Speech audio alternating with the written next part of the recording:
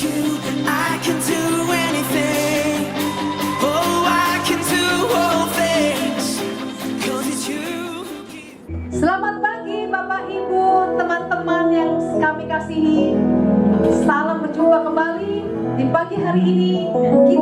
Saya Sanita Winarta beserta seluruh tim dari Gereja Citri Victory Jakarta mengucapkan selamat berbahagia, dan kita berharap Bapak Ibu semua dalam keadaan yang sehat, penuh sukacita, damai sejahtera, sehingga kita pada pagi hari ini kita bisa sama-sama bergembira, menyaksikan kebesaran Tuhan, kita bisa memuji Tuhan dan menyembah Tuhan bersama-sama. Mari kita lakukan.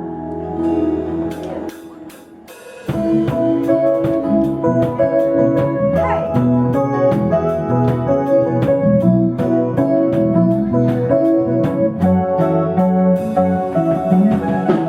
Angkatlah tinggi pancinya dan sorakanlah kemenangannya, kemenangannya. Belenggu tari patahkan untuk datang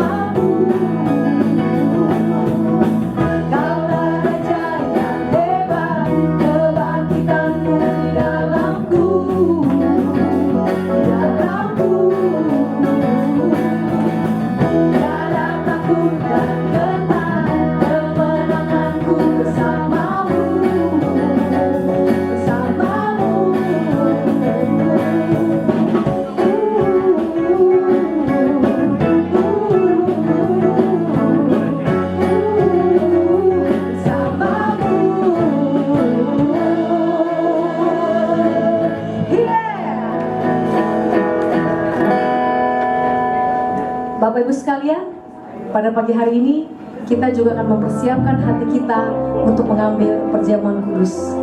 Mari kita siapkan hati kita buka hati kita, biar roh Allah menjamah kita dan mengubah hidup kita. Thank you.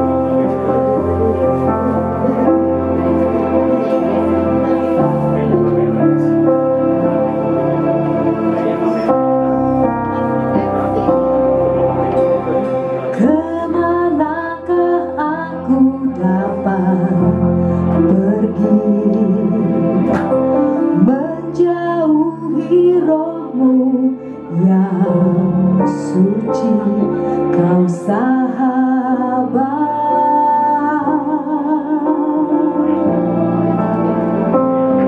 dan kau dekat.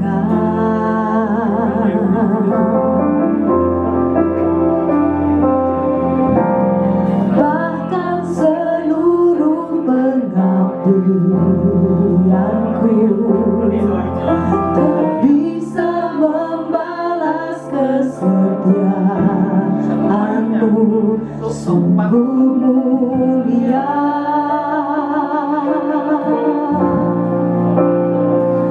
dan berharga.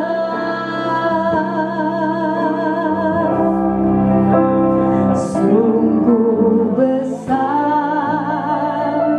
pengorbananmu bagiku, terlalu dalam untuk dimengerti. Sungguh besar,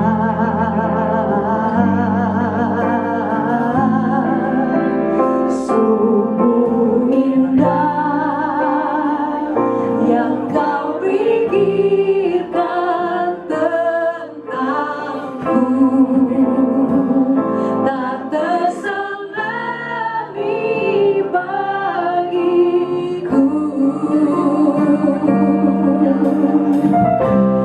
Sungguh indah.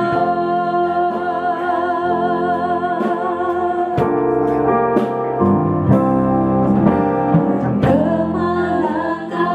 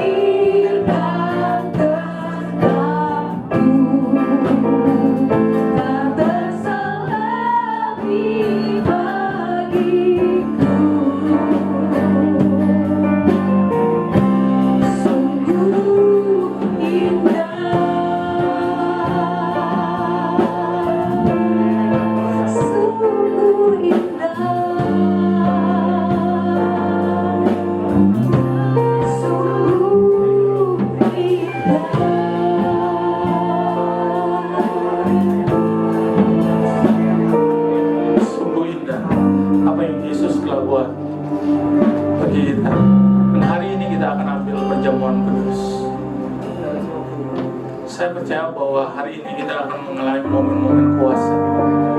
Bahwa Yesus berkata bahwa tubuh dan darahnya itu memberikan kehidupan bagi kita. Malam sewaktu Yesus sebelum diserahkan, dia mengambil roti dan dia berkata bahwa inilah tubuhku yang diserahkan bagi kamu. Makanlah. Dan dia mengambil cawan dan dia berkata bahwa inilah darah perjanjian baru yang dimeteraikan bagi kamu. Sewaktu kita makan roti dan minum anggur ini, kita sedang memberitahukan apa yang Yesus sedang lakukan. Mari kita angkat roti ini. Bagi Bapak Ibu yang di rumah, biar kita angkat roti ini. Kita percaya bahwa ada kehidupan, supaya kita yang mati dihidupkan kembali. Jika kita percaya, Bapak yang bersyukur, terima kasih. Kesembuhan mengalir, kehidupan mengalir bagi kita. Dan kita yang percaya, mari kita makan bersama-sama di dalam nama Yesus.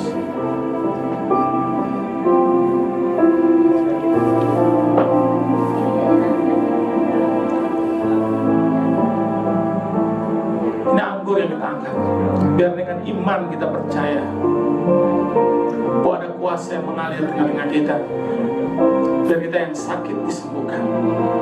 Biar kita yang lemah dikuatkan. Yang berbeban berat diberikan kelegaan. Biar mujizat, pintu-pintu dibukakan. Dan kita yang percaya, mari kita minum bersama-sama.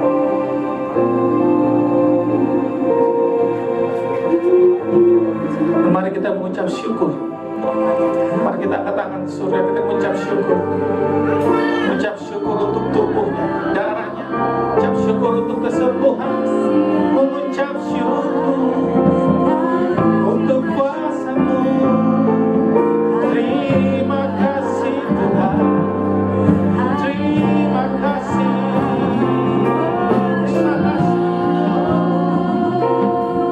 Terima kasih untuk kesembuhan. Untuk kuasa-Mu. Kami katakan Tuhan, biar setiap orang yang sakit disembuhkan, yang lemah dikuatkan. Kuasa Tuhan mengalir menjamah hidupmu, menjamah keluargamu.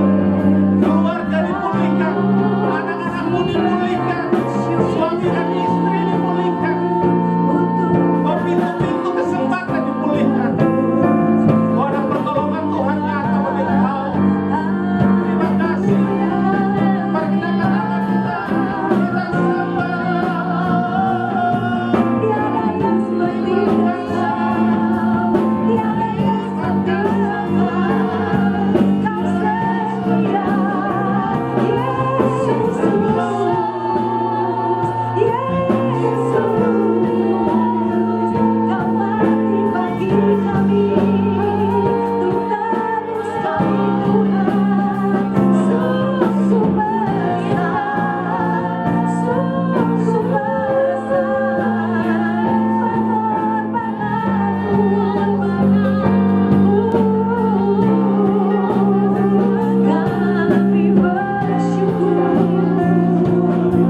Kami bersyukur, kami menyembah-Mu, kami memuji-Mu. Kau Allah yang besar, Kau Allah yang dahsyat. Mari kita ambil waktu untuk kita berdoa Tiada Allah buat bangsa kita. Bapak, kami lepaskan berkat bagi bangsa Indonesia, perlindungan bagi setiap orang ada di bangsa ini. Kami berdoa di dalam nama Tuhan Yesus, bagi orang-orang yang sakit disembuhkan. Kami berdoa bagi dokter-dokter, perawat Tuhan. Biar Engkau beri kekuatan bagi mereka, lindungi keluarga mereka. Kami lepaskan keselamatan bagi Indonesia Tuhan. Terima kasih ya Bapak, terima kasih. Kami berdoa juga bagi setiap jemaat kami, dimanapun saja mereka berada Tuhan. Biar kuasa Roh-Mu menjamah mereka dalam keadaan situasi yang apapun yang mereka alami. Kami percaya pertolongan Tuhan nyata. Kau kirim Tuhan pertolongan. Bahwa kami percaya Tuhan, pertolongan kami datang dari Engkau Tuhan. Kami ucap syukur Tuhan. Kami lepaskan Tuhan berkat bagi jemaat Sintri. Terima kasih ya Bapa. Pertolongan Tuhan nyata Tuhan. Sumber-sumber Tuhan kami lepaskan berkat. Terima kasih Tuhan. Mari pemimpin kami kegerakan Sintri di Indonesia, Pastor Joshua Tuhan. Kekuatan Allah mengalir Tuhan. Gembala-gembala Sintri di Indonesia, kami berdoa di dalam nama Yesus, kuatkan mereka Tuhan. Berkat Allah terjadi Tuhan. Mujizat Tuhan. Kelimpahan Tuhan. Keselamatan terjadi, pertobatan terjadi bagi gereja-gereja Sintri Tuhan. Terima kasih Tuhan. Thank you Lord, thank you Lord. Thank you Jesus. Thank you Lord. Terima kasih. Kami tahu Engkau hadir di sini. Dan kami mau lebih lagi untuk kami menyembah Engkau.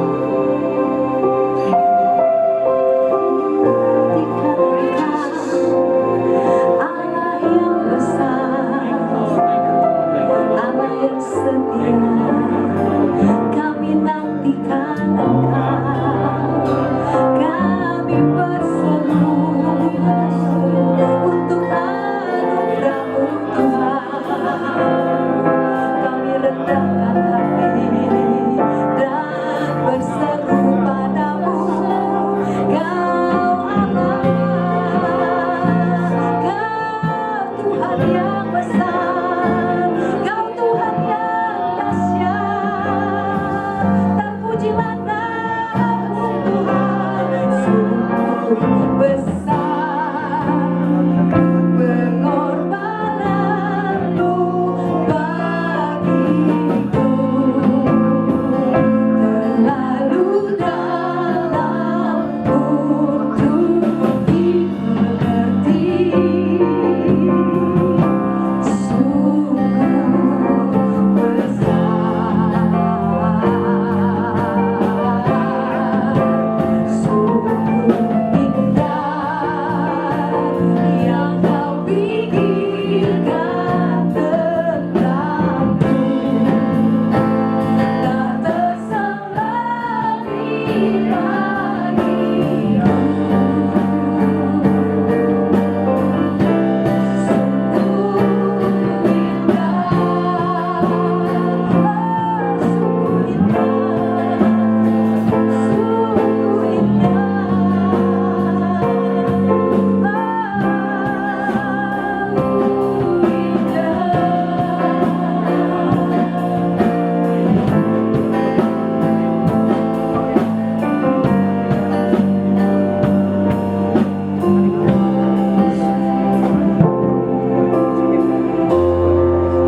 Terima kasih Tuhan.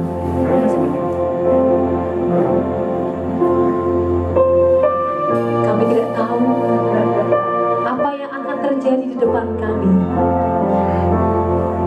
tapi kami tahu satu hal, Engkau Allah yang hidup. Engkau sedang bekerja, Engkau sedang merencanakan hal-hal yang besar dalam dunia ini, dalam kehidupan kami. Kami tahu Allah sedang bekerja.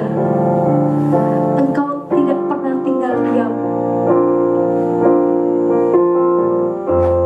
Engkau tidak pernah merencanakan hal-hal yang buruk bagi umat-Mu yang mengasihi Engkau.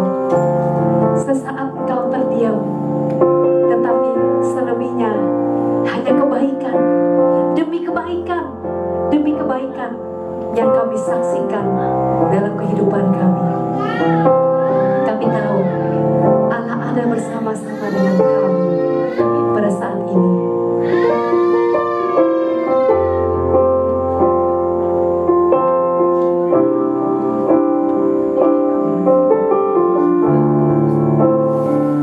You are here, moving in our midst. I worship You, I worship You. You are here, moving in this place. I worship You, I worship You. You are here,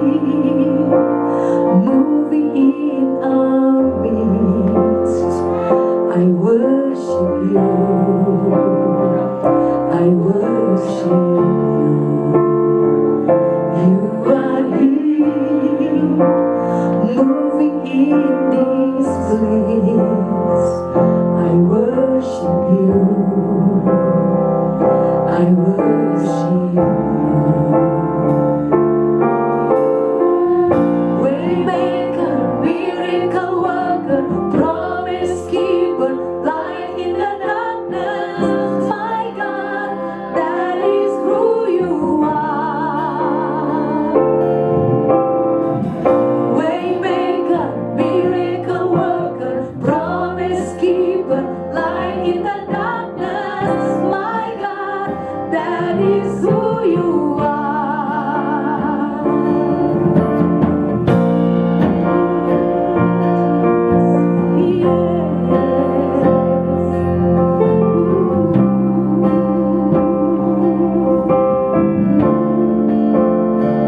You are here, touching every heart.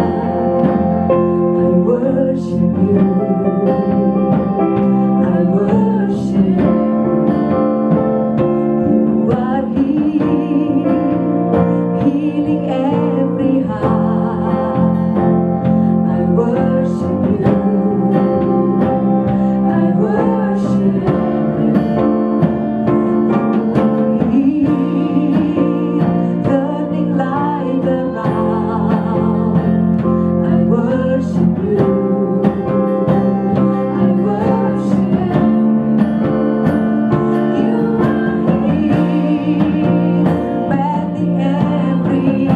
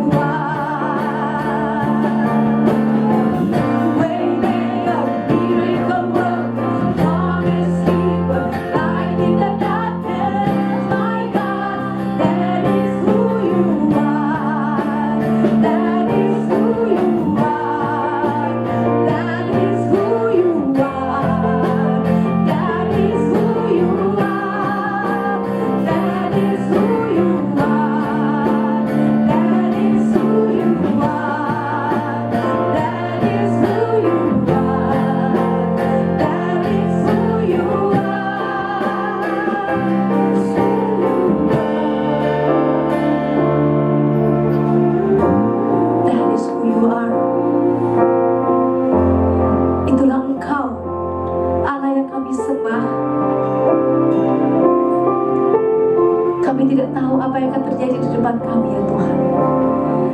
Namun satu hal yang kami tahu, Allah turut bekerja di dalam segala sesuatu, mendatangkan kebaikan bagi orang-orang yang mengasihi Engkau, yaitu bagi mereka yang terpanggil dalam rencana Allah. Kami percaya kepada Engkau. Hati kami tidak menjadi tawar, hati kami tidak goyah, tapi kami perkuat iman kami untuk percaya kepada Engkau, bahwa itulah Engkau, Allah yang setia. Walaupun Engkau tidak terlihat sedang bekerja, namun kami tahu Engkau tidak pernah berhenti untuk bekerja untuk kebaikan kami Tuhan, supaya rencana-Mu atas hidup kami semua boleh terjadi. Kami percayakan hidup kami kepadamu Tuhan. I don't see it, you're working. Even when I don't feel it, you're working. You never stop working. You never stop working. Even when I don't see it, you're working. Even when I don't feel it, you're working. You never stop working. You never stop working. Even when I don't see it, you're working. Even when I don't feel it, you're working. You never stop working. You never stop working. Even when I don't see it, you're working. Even when I don't feel it, you're working. You never stop working. You never stop working. Even when I don't see it, you're working. Even when I don't feel it, you're working. You never stop working. You never stop working. Waymaker, miracle worker, promise keeper, light in the darkness, my God, that is who you are. We call you waymaker, miracle worker, promise keeper, light in the darkness, my God, that is who you are. Jesus, waymaker, miracle worker, promise keeper, light in the darkness, my God, that is who you are. Waymaker, miracle worker, promise keeper, light in the darkness, my God, that is who you are. Waymaker, miracle worker, promise keeper, light in the darkness, my God, that is who you are. Waymaker, miracle worker, promise keeper, light in the darkness, my God, that is who you are. We call you waymaker, miracle worker, promise keeper, light in the darkness, my God, that is who you are. That is who you are. That is who you are. That is who you are. That is who you are. That is who you are. That is who you are. That is who you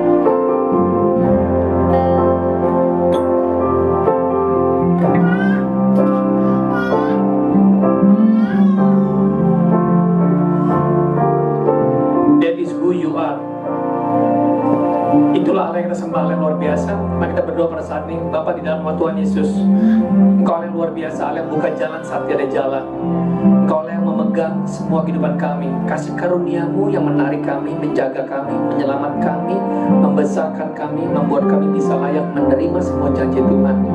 Terima kasih, Kau Bapa yang baik. Pada masa-masa seperti ini, nyatakan diri-Mu Tuhan di dalam nama Tuhan Yesus. Amin. Amin. Selamat pagi Bapak Ibu, Saudara, teman-teman yang kami kasih dalam Kristus Yesus. Saya Joshua Winarta kembali online pada saat ini. Saya mau menyampaikan pesan firman Tuhan yang saya percaya bisa menyegarkan setiap saudara dan mengerti. Terutama fenomenal, ada banyak orang Kristen, orang percaya tidak mengerti akan kasih karunia. Kalau saja kita mengerti akan kasih karunia atau grace, maka kita akan bisa bertumbuh di dalam kasih karunia dan pengenalan yang benar akan Yesus Kristus Tuhan. Cuman banyak orang yang tidak mengerti akan kasih karunia dan hidupnya sembarangan. Jadi mereka mau untuk diselamatkan, mereka mau untuk ada perlindungan, mereka mau janji-janji Tuhan, tapi hidupnya nggak mau diatur. Nah, kita perlu ingat bahwa hukum Taurat datangnya dari Musa dalam Yohanes 1 ayat 16-17. Tetapi melalui Yesus datanglah kasih karunia demi kasih karunia dan kebenaran. Dan sangat luar biasa sekali dikatakan, from His fullness, dari kepenuhan Yesus kita menerima kasih karunia demi kasih karunia demi kasih karunia dan kebenaran. Tetapi dari Musa datanglah hukum Taurat. Nah, pertama-tama sebelum kita mengerti akan kasih karunia, kita perlu mengerti dulu akan hukum Taurat atau hukum.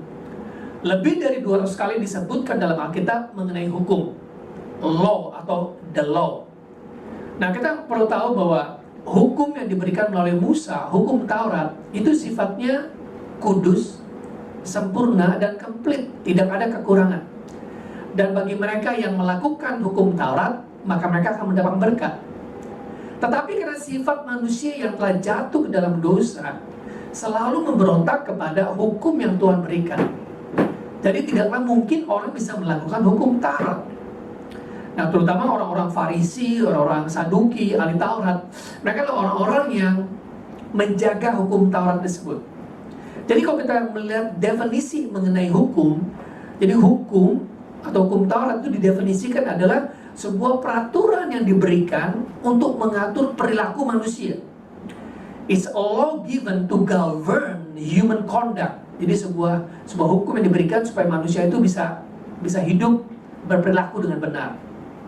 Tetapi sayangnya hukum yang baik, yang sempurna itu selalu tidak ditaati oleh manusia.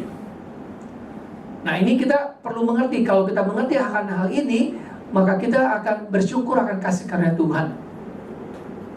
Jadi hukum Musa itu berdasarkan pada work, based on work. Dengan kata lain, kalau Anda lakukan, maka Anda akan layak menerimanya. Sedangkan kasih karunia, definisi kasih karunia adalah kualitas daripada kebaikan Allah dan sikap Allah kepada kita. Bagaimana Allah mengasihi kita tanpa syarat, bagaimana Allah mengasihi kita dengan berkorban, bagaimana Allah mengasihi kita dengan menebus kita. Ya, itu adalah sifat daripada Allah, dan Allah itu adalah kasih, dan Dia menciptakan kita dalam gambar dan rupanya sesuai dengan gambaran Dia, supaya kita diciptakan boleh menerima kasih Allah. Tetapi karena sifat manusia yang karena jatuh ke dalam dosa, bahkan untuk menerima kasih dari Allah, manusia pun sering salah mengerti. Nah, kalau kita nggak bisa mengerti akan kasih karunia, saudara masih ingat di dalam Matius 25 ada perumpamaan mengenai soal 5 orang yang punya 5 talenta, 2 talenta, 1 talenta. Yang 5 menghasilkan 5 menjadi 10 talenta, yang 2 menghasilkan 2 menjadi 4 talenta, yang 1 talenta itu nggak mengerti akan kebaikan Tuhan. Sedangkan Tuhan mengatakan bahwa setiap orang diberikan talenta sesuai dengan kemampuan masing-masing. Nah, orang yang nggak mengerti akan kasih karunia itu akan punya prasangka yang salah kepada Allah, pandangannya salah, penyembahannya juga bisa salah, dan bekerja pun bisa salah, nggak bisa menghasilkan dengan baik. Nah, kalau Anda baca dalam Matius 25, orang yang mendapat 1 talenta mengatakan, Tuhan adalah Tuhan yang jahat dan tidak adil. Aku menerima 1 talenta ini dan aku pergi dan menguburkan di dalamnya. Sekarang ini aku datang dan memberikan pertanggungjawaban 1 talenta. Jadi Anda bayangkan orang yang salah mengerti mengenai talenta, akhirnya nggak produktif. Karena dia punya pandangan yang salah mengerti mengenai hati Tuhannya. Dengan kata lain, kalau kita nggak mengerti akan hatinya Tuhan, kita nggak mengerti akan kehendak Tuhan, maka kita juga akan susah untuk bersekutu dengan Dia. Nah, ada orang-orang yang datang ke gereja nggak bisa menyembah Tuhan karena mereka nggak mengerti, nggak punya hubungan dengan Tuhan. Sedangkan penyembahan datang daripada hubungan kita dengan Tuhan. Nah, kembali kepada kasih karunia ini paling gampang dilihat daripada demonstrasi atau pertunjukan yang Yesus berikan kepada seorang wanita yang didapatkan dalam Yohanes 8 ayat 2 sampai dengan ayat 11. Izinkan saya membaca firman Tuhan ini supaya saudara bisa mendapat berkat dan mengerti apa akan kasih karunia. Tadi kontras dengan mengenai hukum Taurat. Yohanes 8 ayat 2 sampai dengan ayat 11 dikatakan, pagi-pagi benar Yesus berada lagi di bait Allah dan seluruh rakyat datang kepadanya. Ia duduk dan mengajar mereka. Ayat 3, maka ahli-ahli Taurat dan orang Farisi membawa kepada seorang perempuan yang kedapatan berbuat zina. Ayat yang keempat, mereka menempatkan perempuan itu di tengah-tengah lalu berbicara pada Yesus, Rabi, perempuan ini tertangkap basah karena dia sedang berbuat zina. Nah, Musa dalam hukum Taurat memerintahkan kita untuk melempari perempuan-perempuan yang demikian. Apakah pendapatmu mengenai hal ini?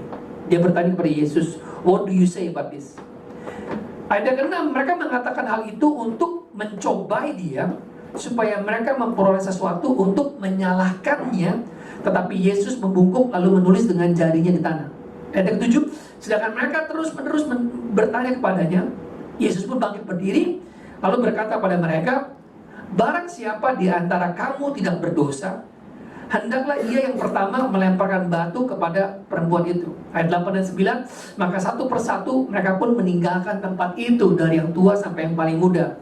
Anda mengerti karena yang paling tua itu yang paling banyak berdosa, dan akhirnya meninggalkan itu. Ayat 10, Yesus bangkit dan berkata kepada perempuan itu, hai perempuan, di manakah mereka? Tidak adakah seorang pun yang menghukum engkau? Ayat 11, jawabnya, tidak ada Tuhan. Lalu kata Yesus, aku pun tidak menghukum engkau, pergilah dan jangan berbuat dosa lagi mulai dari sekarang. Wonderful, luar biasa. Di sini Yesus bukan hanya bicara mengenai kasih karunia, tetapi Yesus membuktikan atau menyatakan bagaimana kasih karunia itu. Nah, kita perlu tahu Bapak Ibu bahwa ahli Taurat dikatakan di sini di ayat yang ke-3 dan 4, ahli Taurat dan orang Farisi adalah orang-orang yang menjaga hukum Taurat, orang-orang yang menjunjung tinggi hukum Taurat. Nah, Musa dalam hukum Taurat dikatakan memerintahkan kita untuk melempari perempuan ini dengan batu. Mereka bertanya pada Yesus, what do you say? Menurutmu apa Yesus? Jadi sini perbandingan antara hukum Taurat dan Yesus. Yohanes 1 ayat 17, dari Yesus datanglah kasih karunia dan kebenaran. Dengan kata lain mereka bertanya kepada kasih karunia, grace, what do you say about this? Kasih karunia menurutmu bagaimana? Dan di sini luar biasa sekali, karena hukum itu menuduh, ya, accuse, sedangkan kasih karunia itu melindungi. Yang pertama, ada beberapa poin saya bagikan. Yesus sudah membantah mengenai tuduhan-tuduhan ini terhadap wanita, dan tuduhannya sah, legitimate, sah, karena memang perempuan ini melanggar hukum Taurat, dia berbuat zina. Jadi kasih karunia itu tidak tidak mengatakan tidak berdosa. Dan yang kita lihat kemudian adalah poin yang kedua, Yesus itu memberi perlindungan kepada perempuan ini. Yesus mengangkat martabat atau derajat perempuan ini. Dia mengangkat self esteemnya. Yang sebelumnya dia dituduh, dia merasa bersalah. Betapa malangnya dia, bayangkan seluruh satu kampung itu datang dan menuduh dia bahwa dia nggak layak untuk hidup di sini. Dan dia menunjukkan bahwa perempuan ini nggak lebih baik daripada orang-orang yang menuduhnya. Orang yang menuduhnya tidak lebih baik daripada perempuan yang berdosa itu. Itu poin yang kedua. Jadi kasih karunia itu tidak menyangkal mengenai dosa, tetapi kasih karunia itu melindungi. Hal yang ketiga yang saya bagikan di sini, Yesus itu memberikan pengampunan. Grace itu forgives, memberi pengampunan. Dikatakan bahwa demikian juga aku tidak menuduh engkau, neither do I condemn you. Jadi kasih karunia itu nggak menuduh. Jadi hati-hati kalau saudara suka menuduh, saudara nggak hidup di bawah kasih karunia, dari bawah hukum Taurat. Dan yang terakhir yang saya mau titik beratkan di sini dikatakan go and sin no more. Pergilah dan jangan berbuat dosa lagi. Jadi bukan saja kasih karunia ini melindungi, mengangkat martabat derajatnya dan juga mengampuni, tetapi juga yang terakhir yang saya mau bagikan yang penting adalah grace demands on change of lifestyle.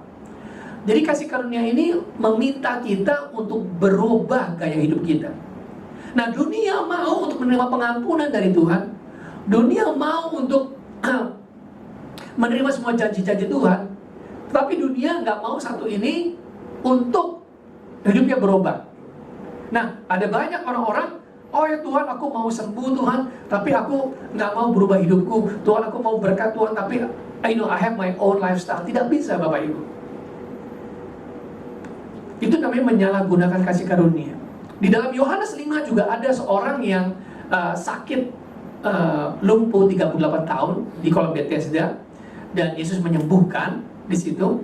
Kemudian Yesus mengatakan kepada dia, berikanlah persembahan ya kepada hakim bahwa engkau telah sembuh, maksudnya kepada priest, pada imam. Dan kemudian orang ini ketemu lagi sama Yesus, dia nggak tahu bahwa itulah Yesus sang juru selamat.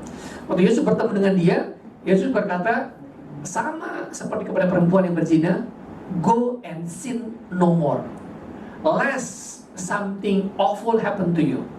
Pergilah, jangan berbuat dosa lagi, kalau tidak ada hal yang buruk yang terjadi kepadamu. Dengan kata lain, kalau kamu udah disembuhkan, pergilah dan punyalah gaya hidup yang penuh kasih karunia, dan jangan kembali berdosa. Sebab Allah itu tidak bisa dipermainkan. Apa yang kita tabur itu akan kita tuai. Jadi kita nggak bisa bilang, oh kita hidup di bawah kasih karunia tapi hidup semau-maunya kita. Tidak, saudara. Biarlah gaya hidup kita ini sepadan dengan kasih karunia. Dalam Efesus dikatakan apa, Bapak Ibu? Dikatakan we are saved by grace through faith. Kita ini diselamatkan oleh iman ya, melalui kasih karunia. Dengan kata lain, Bapak Ibu, kasih karunia itu adalah kasihnya Bapa yang menarik kita, yang mendorong kita kepada Yesus. Itu kasih karunia menyelamatkan. Kasih karunia itu melindungi Anda. Kasih karunia ini yang menarik Anda untuk percaya sama Yesus. Adalah kasih karunia untuk saudara dan saya bisa percaya kepada Yesus. Jadi jangan berkata, oh ya ini gara-gara saya memilih Yesus. Itu pun karena kebaikan Tuhan. Kalau kita bisa percaya pada Yesus. Yohanes 15 dikatakan, bukan kamu yang memilih aku, tapi aku yang memilih kamu, supaya kamu ini pergi dan menghasilkan buah dan buahmu tetap. Jadi jangan sampai kita menyalahgunakan kasih karunia, karena dengan kasih karunia kita ini bisa memerintah dalam hidup. Jadi kalaupun kita bisa percaya sama Tuhan, itu karena kasih karunia yang menarik kita. Jadi kalaupun kita ini bisa produktif di dalam bekerja, itu karena kasih karunia. Dengan kasih karunia kita bisa makin excellent hidup kita. Dengan kasih karunia kita bisa makin efektif hidup kita. Jadi kita memakai kasih karunia, kita akan bertumbuh dari satu kasih karunia ke satu kasih karunia lain, by grace. Jadi inti daripada apa yang saya bagikan, saya tutup pada saat ini, pergilah jangan berbuat dosa. Maksudnya pergilah dan hidup dalam kasih karunia dan bertumbuh dalam kasih karunia. Tuhan memberkati saudara. Amin. Selamat pagi semuanya. Di sini saya akan melakukan hal yang praktikal, pertanyaan. Pertama saya mau perkenalkan dulu. Di sebelah kiri saya adalah Risma, seorang wanita ibu rumah tangga yang memulai karirnya dan mempunyai apotek sekarang dan juga punya usaha yang lain. Kita akan interview dia. Demikian Rico, sang travelers. Dia seorang yang selalu bepergian dan mau untuk orang juga mengalami keindahan-keindahan. Kita akan interview dia juga. Dan yang terakhir ini adalah Rulia, sang wanita karier yang sekarang di dalam dunia kecantikan sebagai seorang manajer. Kita juga akan interview bagaimana kasih karunia bisa menolong kita di dalam kehidupan kita sehari-hari. Pertama sama yang pada Risma. Bagaimana Risma menerangkan dengan kasih karunia kamu bisa membuka usaha kamu sebagai sang apoteker atau buka apotek. Silakan Risma. Ya, puji Tuhan. Puji Tuhan. Sudah 4 tahun ini saya buka apotek sendiri, kami buka apotek sendiri dengan kasihnya Tuhan, dengan modal iman, kami bisa buka apotek di Jakarta. Dengan pertolongan Tuhan juga, satu step demi step itu bisa kami jalani. Banyak proses yang Tuhan lakukan di dalam kami menjalani apotik, tapi sampai sekarang masih bisa bertahan dengan pertolongan Tuhan. 4 tahun yang lalu Risma buka apotek, Iya. dan Iya. percaya bisa buka apotek itu hanya karena pertolongan Tuhan, Iya. kasih karunia Tuhan, Iya. perkenaan Tuhan. Iya. Kalau bukan Tuhan yang menolong, nggak mungkin Tidak bisa bisa buka. melakukan apa-apa. Karena perlu modal juga. Dari segi modal dulu tidak seberapa banyak, tapi karena kita percaya sama Tuhan, berkat Tuhan, terus kita berharap sama Tuhan, maka semua akan Tuhan buka jalannya sampai saat ini. Ya, amin. Kalau dengan Rico, sang traveler, selalu suka melancong kemana-mana dan juga punya travel agency, mungkin bisa bagi kepada kita bagaimana ini menolong Anda sebagai seorang pribadi untuk kehidupan dengan Tuhan. Terima kasih Pastor Joshua. Kasih karunia ya, kasih karunia itu Tuhan tuh begitu besar buat hidup saya. Dari saya yang Kristen dari kecil, mama lahir baru, tapi saya ke gereja hanya sebagai rutinitas. Sampai saya besar, saya ada penyakit autoimun, dan itu benar-benar saya udah kemana-mana nggak ada pertolongan. Saya udah ke dokter pun juga nggak ada pertolongan juga. Memang jalan satu-satunya hanya sama Tuhan gitu kan. Jadi saya ingat lagi, padahal saya udah menjauh dari Tuhan. Saya udah lama nggak sekolah minggu, saya udah lama nggak ikut youth juga gitu kan. Dan di detik itu juga saya sadar bahwa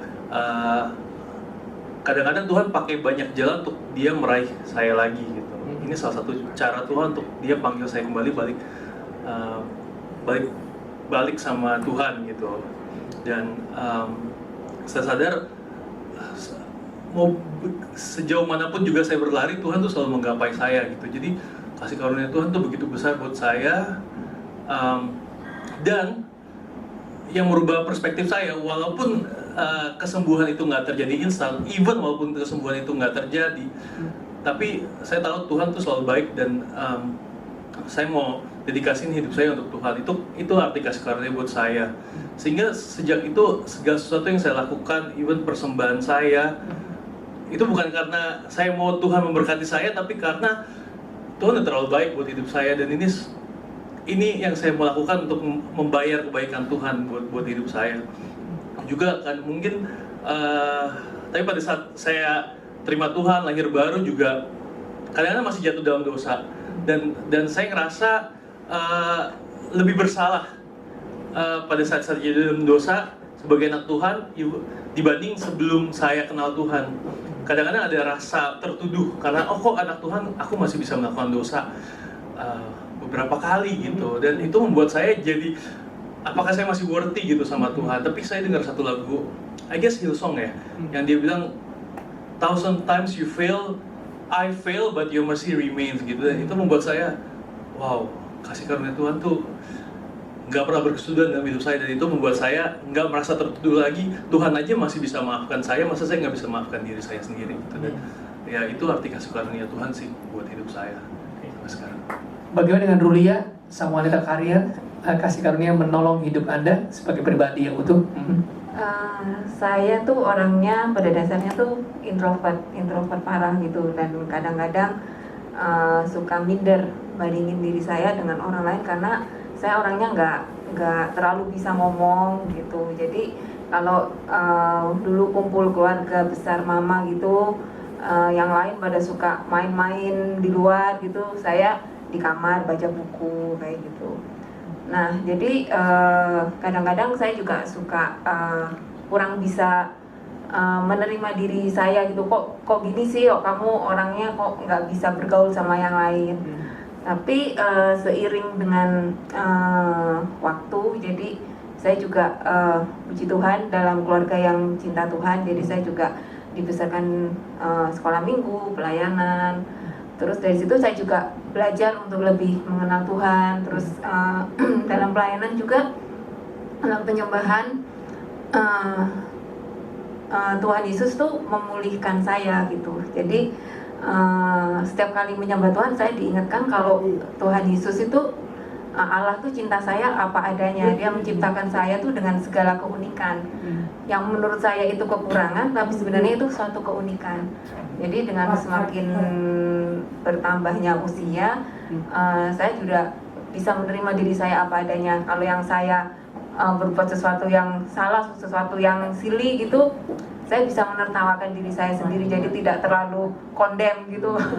Karena Allah kita tuh Allah yang baik, Dia mau menerima kita apa adanya dengan segala kekurangan kita. Jadi saya juga sudah lebih bisa menerima diri saya gitu. Wow. Jadi kasih karunia itu bisa menolong, itu luar biasa. Kalau kita nggak bisa menerima diri kita ya, bagaimana kita juga bisa menerima kasih dari Tuhan. So wonderful bagi Rulia yang bisa menerima kasih karunia, dan juga tadi Riko mengatakan bahwa kasih Tuhan itu selalu setia dan selalu menarik dia meskipun jauh ya.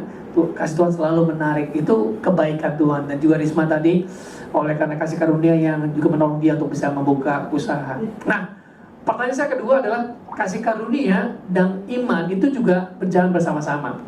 Karena dasar itu adalah percaya. Sedangkan hukum Taurat itu Anda mendapatkan karena Anda melakukan. Sedangkan dalam hukum kasih karunia adalah Anda mendapatkan janji Tuhan karena percaya, because of believing. Nah, saya bertanya kepada Risma, waktu bertumbuh untuk menjalankan apotek itu pasti ada banyak oposan ya, ada banyak tantangan. Justru itu kita butuh iman ya. Kalau nggak ada tantangan, nggak ada masalah, kita nggak perlu iman. Tapi justru kita percaya kepada firman Tuhan dan kasih karunia yang diberikan Tuhan nggak sia-sia. Nah, mungkin Risma bisa sharing kepada kita bagaimana iman yang bertumbuh di dalam menghadapi tantangan-tantangan itu. Silakan Risma. Ya, di dalam setiap kehidupan kita banyak sekali proses-proses yang Tuhan kerjakan. Tapi tidak juga lupa Tuhan bahwa kita itu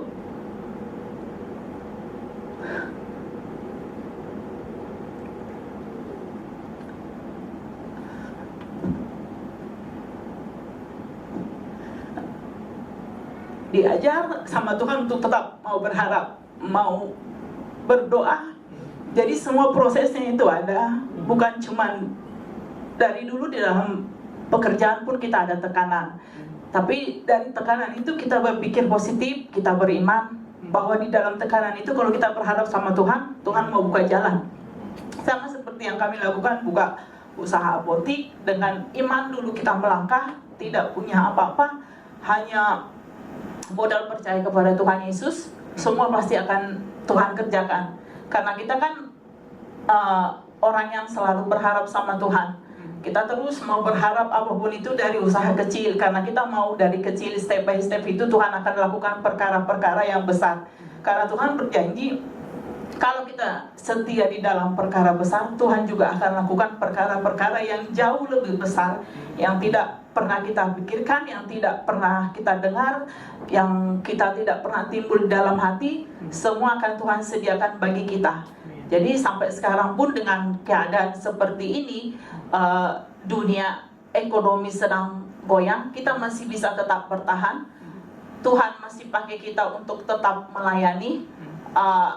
Beberapa dokter-dokter juga, beberapa klinik juga, sampai sekarang masih yang bertahan, masih mau buka.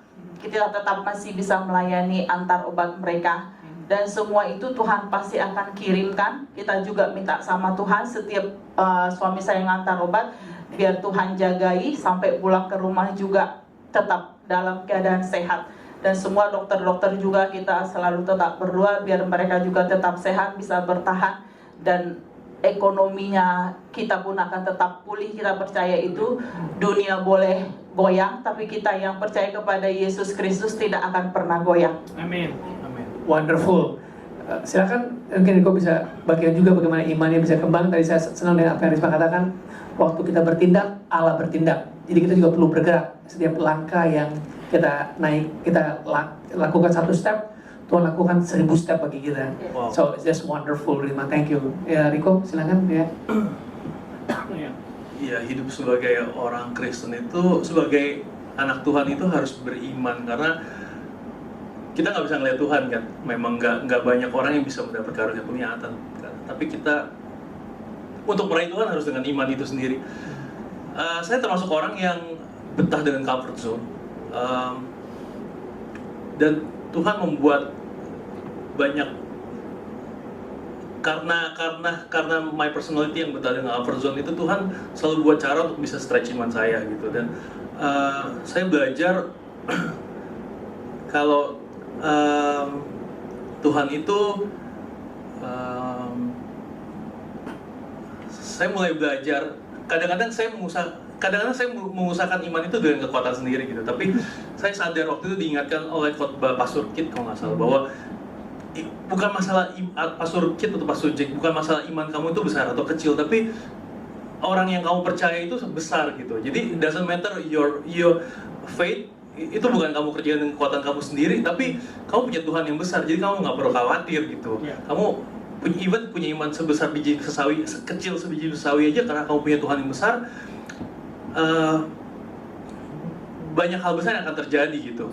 Dan saya juga terus melatih untuk bahwa Tuhan itu selalu kasih berkat, berkat itu kalau nggak salah pada yang bilang, berkat itu within our reach. Jadi sebenarnya Tuhan udah siapin berkat di sekitar kita, Tuhan udah siapin lindungan. Hanya kita pun juga harus melangkah dengan iman itu, seperti yang Petrus lakukan pada saat dia keluar dari kapal bot itu. Karena Tuhan nggak pernah kasih instruksi, Tuhan juga nggak kasih instruksi step 1. Misalnya pada saat saya membuka usaha, saya keluar dari pekerjaan saya, terus saya seperti Karisma juga yang buat usaha sendiri. Tuhan itu keluar dari comfort zone kan. Tuhan tuh juga nggak kasih step-stepnya. Oh, 1 SOP-nya kamu mesti marketingnya mesti apa gitu kan. Tapi it's step by step, Tuhan bakal bawa sampai ke janjinya itu. Dan saya belajar untuk beriman karena saya punya Allah yang kuat. Ya, itu aja. Julia mungkin bisa bagikan bagaimana iman menolong kamu dalam bertumbuh sebagai pribadi yang depan Tuhan? Iman tuh memang perlu dilatih sih. Jadi sampai saat ini saya beriman kalau Allah tuh selalu mencukupi semua kebutuhan saya.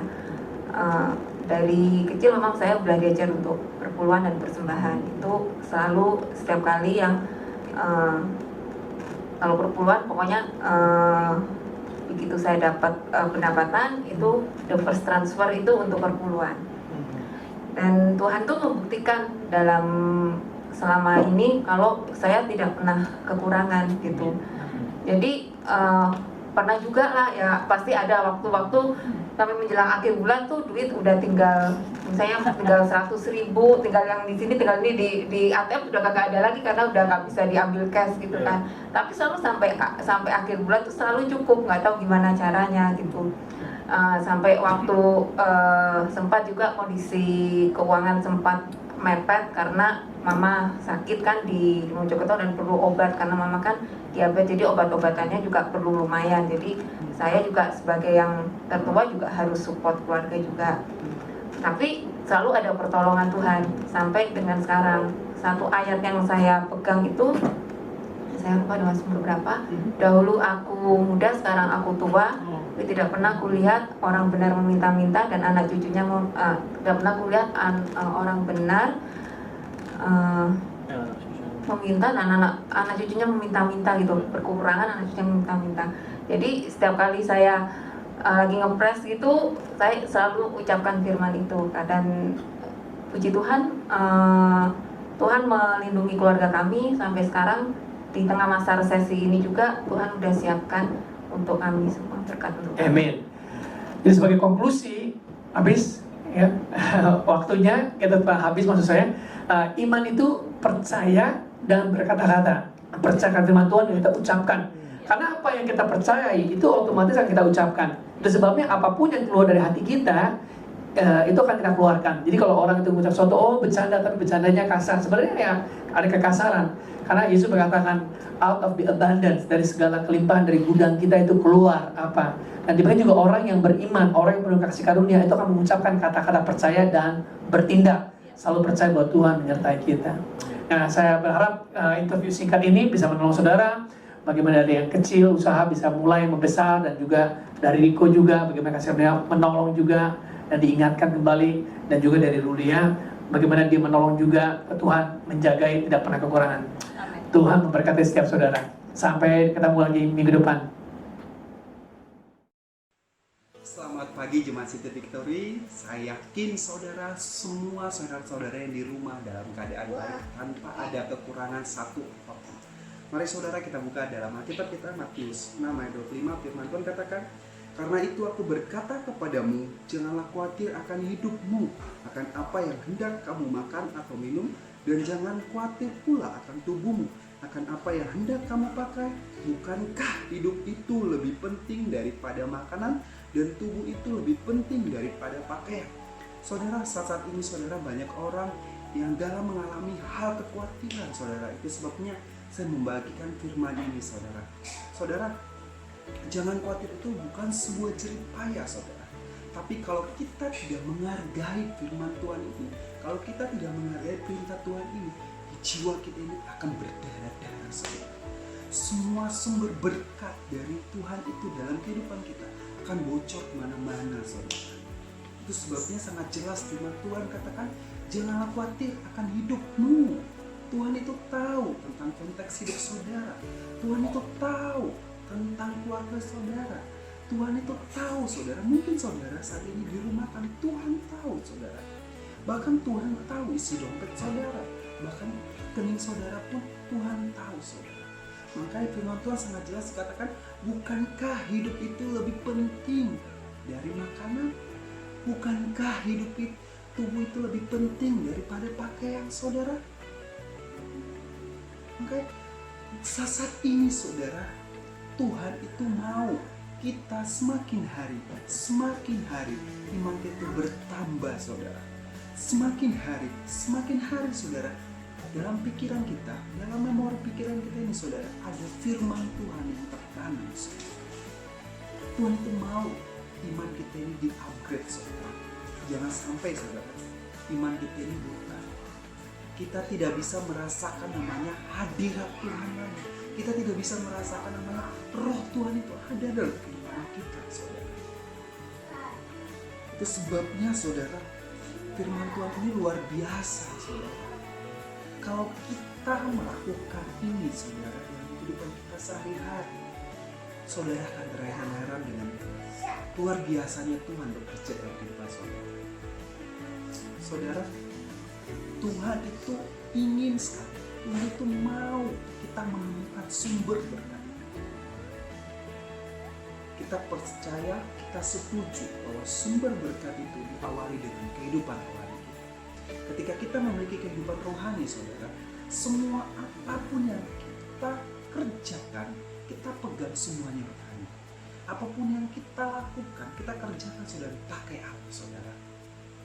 Bahkan saudara, apapun yang kita berikan kepada tetangga kita, ke saudara-saudara kita, bahkan ke rumah Tuhan saudara, kita tidak perlu khawatir lagi. Tapi hati kita bersyukur, kita keluarkan ada senyuman yang luar biasa, dan kita katakan hidupku dipelihara Tuhan.